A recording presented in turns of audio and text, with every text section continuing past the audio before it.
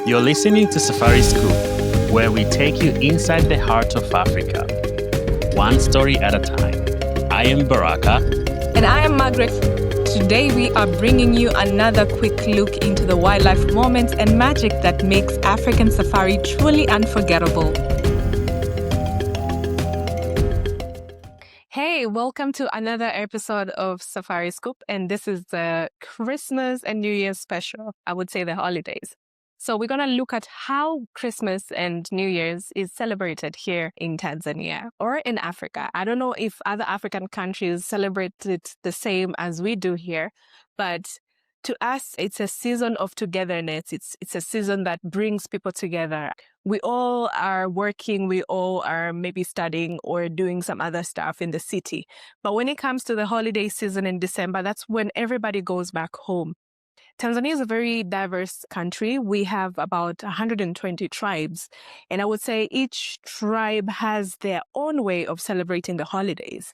But something that all tribes have in common is that we all come together during the holidays. And you would even find some other tribes. For example, the Chaga are very well known for coming together during Christmas and New Year's holidays. The Chaga is one of the biggest tribes, I would say, in Tanzania. It's a very famous tribe because they reside on the foothills of Mount Kilimanjaro, which is the tallest mountain in Africa. So the place is well known throughout the world or in Tanzania. So when it comes to December, that's when the Chaga, for instance, are all going back home.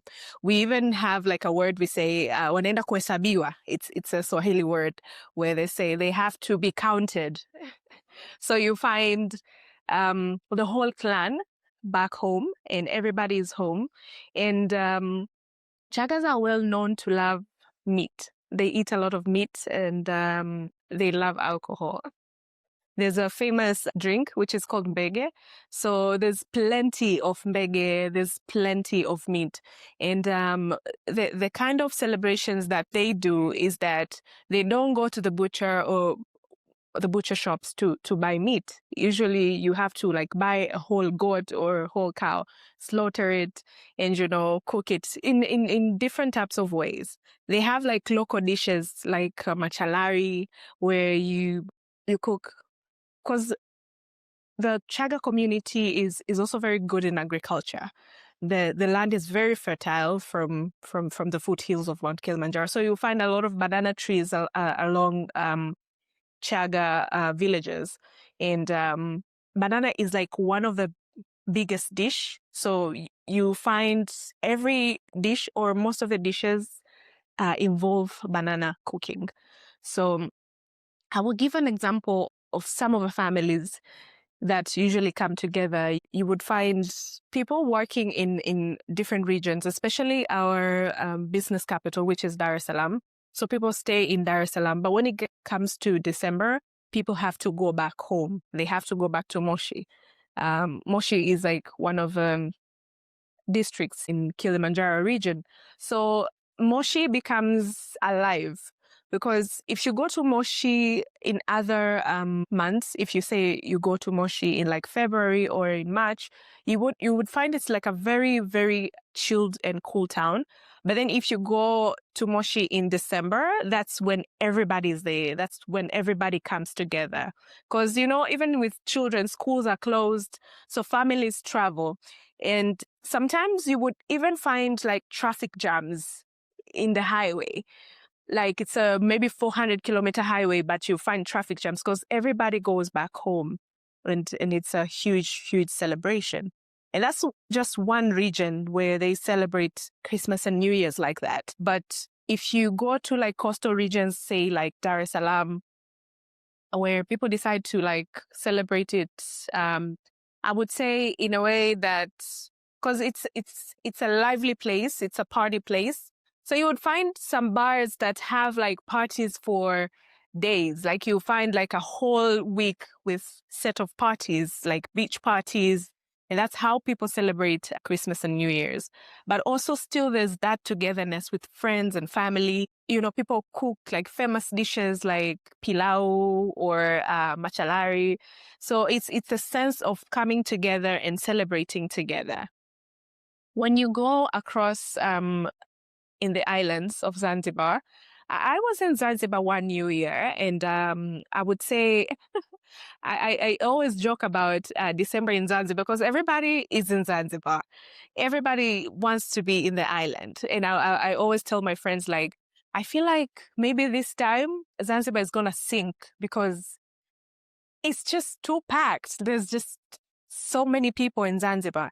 If you're trying to find a hotel or Airbnb to stay in Zanzibar or resort, you need to book like maybe 2 months in prior because it's always fully booked. Everybody goes to Zanzibar during the holiday season. And Zanzibar is also famously known for beach parties. So you would find beach parties here, beach parties there. Say if you go to Paje has like one of the liveliest beaches ever, and you would find people there doing some beach parties. But then if you go to Nungwi on the north of Zanzibar, it has one of the best beaches as well. And they usually have like a New Year's party, like a big New Year's party. It's called the full moon party. Actually, the full moon party happens every month, but specifically on the New Year's, they do like a special edition of full moon party, and it's just amazing. So that's how Christmas and New Year's is celebrated in Tanzania. But then when it comes to children, especially young children, you would find them very excited during this time because even when I was a child, I was very excited to celebrate New Year's and Christmas because that's the season where you get new clothes. It's a thing that you have to buy your children clothes for Christmas and New Year's. So for them, it's that vibe of like, oh, I'm going to get something new, like new clothes, new shoes. And it's always amazing. So people would go to church on Christmas Day, but then everybody would have like a new outfit. So it's always very exciting for children in these celebrations. And I think it's also the time that when people come together, the whole family or the whole clan, you also get to talk about issues that you haven't been able to talk about because everybody is busy working during other months. So to us, December is a season of coming together, is a season of family and families getting together. For adults, well, because this is the time where most people get holidays, unless you are like a doctor or you are supposed to be at work. But most of the workplaces give day offs, maybe like a week or 2 weeks off, so that people can be able to spend time with their families. So for adults, it's also a season of, everybody's always waiting for it.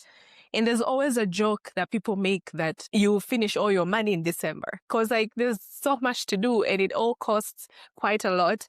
And when it comes to January, people are always broke for some reason because like everybody is spending in December. The clubs are happening, the bars are happening, and then you have to buy, if you're a parent, you have to buy your children new clothes because everybody is buying new clothes, so you don't want to be left behind. So that's how we celebrate our holidays. So this festive season, I would say it's also a time that most Tanzanians visit national parks because families are together, children are in holidays, and parents are also in holidays. So you would find a lot of people using this particular time to visit our national park. And when it comes to New Year's celebration, fireworks, just like any part of the world, is also a big thing here in Tanzania.